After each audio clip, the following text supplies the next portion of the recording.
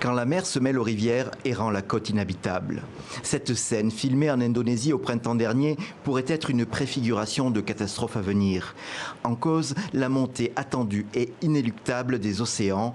Une nouvelle étude affirme que 300 millions de personnes sont menacées d'ici 2050, particulièrement en Asie. La Chine, le Bangladesh, l'Inde et l'Indonésie devraient payer un lourd tribut. C'est l'Institut américain Climate Central qui a recalculé le niveau des côtes avec des outils d'intelligence artificielle et les résultats sont inquiétants. Nous avons trouvé que déjà aujourd'hui, 110 millions de personnes vivent sous le niveau des marées hautes.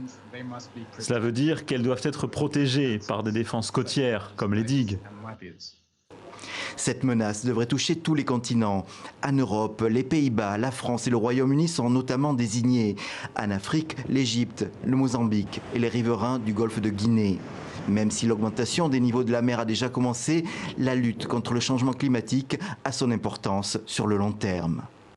Ce n'est que dans la seconde partie du siècle qu'il y aura une différence, selon que l'on ait un haut niveau ou un bas niveau de pollution.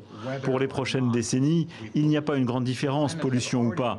Et la raison est que le climat s'est déjà beaucoup réchauffé et les couvertures glaciaires ont juste commencé à répondre à ce réchauffement. Il y a déjà beaucoup de fontes en cours et à venir. Cette étude ne porte que sur la montée des eaux de mer.